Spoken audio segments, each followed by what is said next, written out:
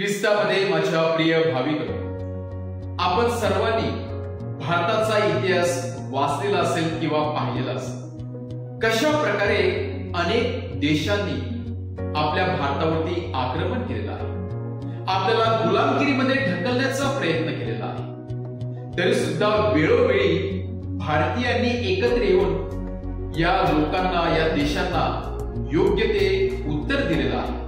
एवढंच नाही तर एकेकाळी एक दिवस या गुलामगिरीतून मुक्त होऊन या भारताच्या उंच शिखरावरती स्वातंत्र्याचा ध्वज फडकत ठेवलेला आहे। त्यासाठी अनेक लोकांनी आपल्या प्राणाची आहुती देखील दिलेली आहे आणि 1857 चा लढा आपल्या मनामध्ये अजून देखील जिवंत असेलच, जेथे ब्रिटिशांना पहिल्यांदा कळून चुकलेलं होतं किंवा चाहूल लागलेली होती की आता आपलं वर्चस्व संपुष्टात येणार आहे, आता आपलं वास्तव्य या भारतातून निघून जाणार आहे, नष्ट होणार आहे, कारण त्याने भारतीयांचं ते रूप पाहिलेलं। जरी भारतीय लोकांकडे योग्य ते शस्त्र नसले किंवा अपुरे शस्त्र होते, तरी सुद्धा जो लढा भारतीयांनी दिलेला होता तो लढा फार महत्वाचा होता, फार योग्य होता आणि तेथे पहिल्यांदा ब्रिटिशांना त्यांना त्यांच्या पराभवाची चाहूल लागली।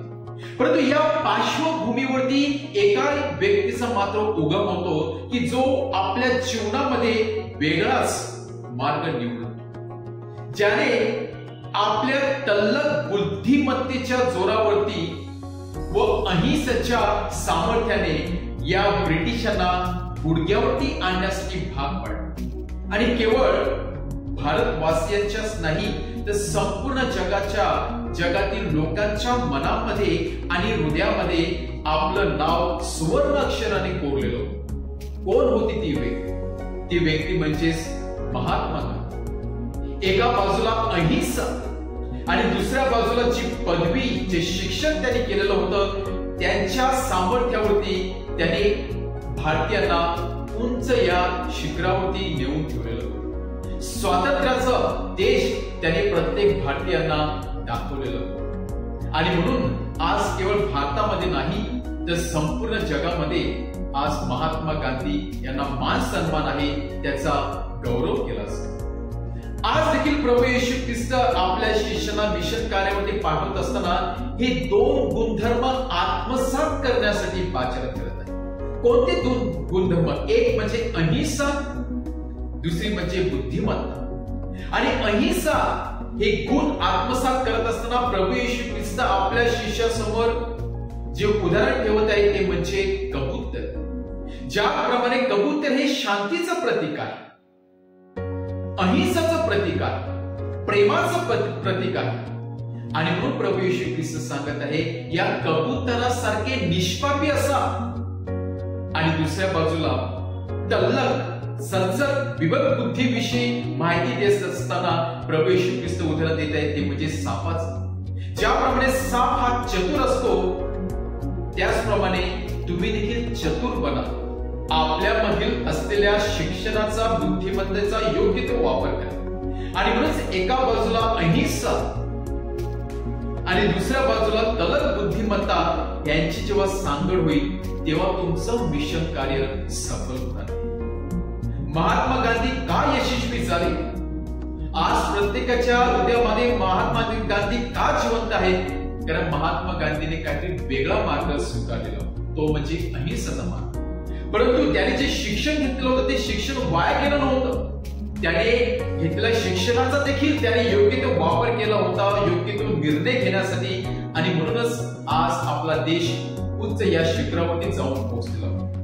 आज प्रभू येशू ख्रिस्त प्रत्येक मिशनरी किंवा जी व्यक्ती मिशनरी होऊ पाहते त्यांना हे सांगत आहे की तुम्ही निरुपद्रवी राहा किंवा निष्पापी राहा, शांतीचा मार्ग अवलंबण्याचा प्रयत्न करा, इतरांना शांती द्या। त्याचप्रमाणे योग्य तो निर्णय घेण्यासाठी आपल्या जवळ असलेल्या सजग विवेक बुद्धीचा किंवा शिक्षणाचा योग्य तो वापर आपण केला पाहिजे। आणि म्हणून गेल्या 3 दिवसापासून आपण मिशन मिशन मिशन या विषयावरती मनचिंतन करत आहोत। परंतु मिशन म्हणजे केवळ स्वार्थ पसरवणे नाही, मिशन म्हणजेच आपलं संपूर्ण जीवन या कार्यासाठी समर्पित करणे। आणि म्हणून परमेश्वर सांगत आहे, प्रभू येशू ख्रिस्त सांगत आहे, तुमचं जीवन प्रथम एक्झाम्पल असलं पाहिजे. तुम्ही प्रथम शांतीच्या मार्गाने जा, इतरांना शांती द्या आणि योग्य तो निर्णय घेऊन इतरांना योग्य त्या मार्गावरती आणण्याचा प्रयत्न केला पाहिजे. आज आपल्या जवळ हा शांतीचा मार्ग आहे आणि म्हणून ख्रिस्ती धर्म शांतीचा धर्म म्हणून सांगितला जातो किंवा संबोधिला जातो. परंतु आपल्या जवळ जी शक्ती आहे, शिक्षण आहे, त्याचा आपण वापर कशा प्रकारे करत असतो, या दोन गोष्टीवरती आज आपण मननचिंतन करायला पाहिजे की खरोखरच मी शांतीच्या मार्गाने जात आहे का. असिसिक संत फ्रान्सिस यांनी शांतीचा मार्ग काय असते यांनी आपल्याला दाखवलेला आहे. त्यांनी सांगितलेलं आहे की हे प्रभू मला तुझ्या शांतीचे साधन बनव, कारण जिथे द्वेष आहे, जिथे मत्सर आहे, तिथे मी प्रेम प्रसराव. आणि तेच शांतीच्या मार्गावरती चालण्यासाठी आज प्रत्येक मिशनरीना, प्रत्येक व्यक्तीला प्रभू येशू ख्रिस्त पाचारण करत आहे. पण त्याचप्रमाणे या मिशन कार्यामध्ये आपल्या शिक्षणाचा योग्य तो वापर करून योग्य तो निर्णय घेण्यासाठी देखील परमेश्वर आपल्याला पाचारण करत आहे. आज परमेश्वराकडून सामर्थ्य मागूया, आपल्यामधील शिक्षण आपण वर आणण्याचा प्रयत्न करूया, जीवनामध्ये त्याचा योग्य तो वापर करूया व शांतीचं जीवन जगून इतरांना शांती देण्यासाठी, इतरांसमवेत शांतीचं वातावरण निर्माण करण्यासाठी आपण परमेश्वराकडून विशेष पवित्र आत्म्याचं दान मागूया. आमेन.